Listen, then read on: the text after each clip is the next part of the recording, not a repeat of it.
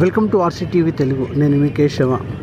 Schedule ప్రాంతంలో ఉన్నటువంటి ఉద్యోగ నియామకాల చట్టం చేయాలని 7వ రోజుకు చేరినటువంటి రిలే దీక్షలు.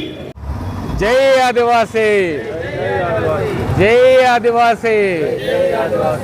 ప్రభుత్వం తక్షణమే టీఎస్ని ఏర్పాటు చేయాలి, టీఎస్ని ఏర్పాటు చేయాలి.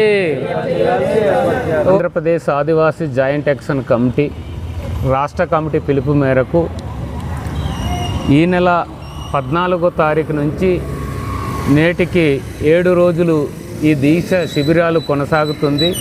రాష్ట్రంలోని అన్ని ఐటీడీఎల్లో ఈ దీక్ష శిబిరాలు కొనసాగుతుంది.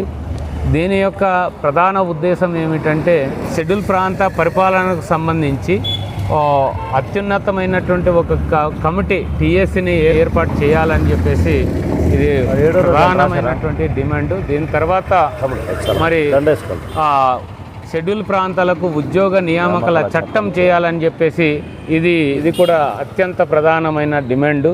ఈ డిమాండ్కు గల కారణం ఏంటంటే ఏజెన్సీ షెడ్యూల్ ప్రాంతంలో జియో నెంబర్ 3ని సుప్రీంకోర్టు కొట్టివేసిన సందర్భంగా మరి ఆ తర్వాత ఆదివాసీల హక్కులు ప్రొటెక్ట్ చేయడానికి రాజ్యాంగంలోని 5వ షెడ్యూల్ ప్రాతిపదికన దాని యొక్క సూత్రీకరణలు 5th షెడ్యూల్ యొక్క నియమాలు ఏవైతే ఉన్నాయో దాని ప్రకారంగానే షెడ్యూల్ ప్రాంత ఉద్యోగ నియామకాల చట్టం చేయాలని చెప్పేసి మేము కోరుతున్నాము.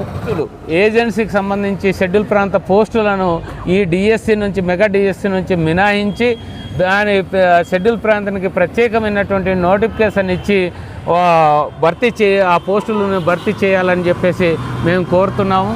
ఎందుకంటే ఈసారి వచ్చినటువంటి పోస్టులు మళ్ళీ భవిష్యత్తులో వచ్చేటటువంటి ఇన్ని పోస్టులు వచ్చేటటువంటి అవకాశం లేదు.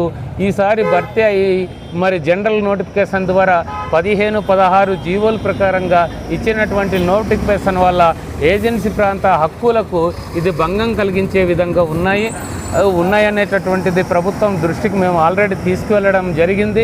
ఆ సందర్భంగా ప్రభుత్వం కూడా ఒక సానుకూలమైనటువంటి దృక్పథం ఉన్నది కనుక మీరు ఇంకా చొరవ తీసుకొని ఈ షెడ్యూల్ ప్రాంత పోస్టుల్ని ఈ డిఎస్సి నుంచి మినహాయించి దానికి ప్రత్యేకంగా తీసుకోవాలని చెప్పేసి కోరుతూ ఉన్నాము.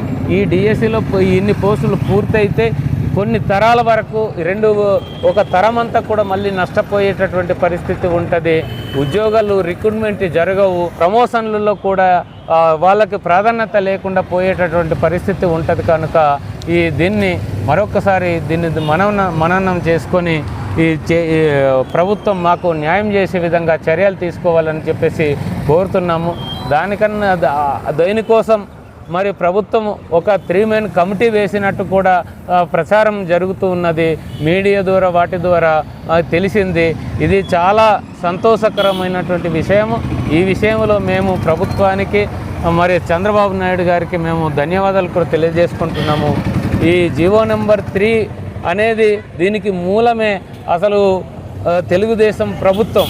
అప్పట్లో 1986లో మా దివంగత ముఖ్యమంత్రి ఎన్టీ రామారావు గారు జియో నెంబర్ 275 ద్వారా ప్రారంభిస్తే తర్వాత వచ్చినటువంటి న్యాయపరమైనటువంటి సమస్యలు ఎదుర్కొని మళ్ళీ ఇప్పుడు ప్రస్తుతం ఉన్నటువంటి ముఖ్యమంత్రి గారే 2000 సంవత్సరంలో జియో నెంబర్ 3 రూపంలో సమగ్రంగా తీసుకురావడం జరిగింది.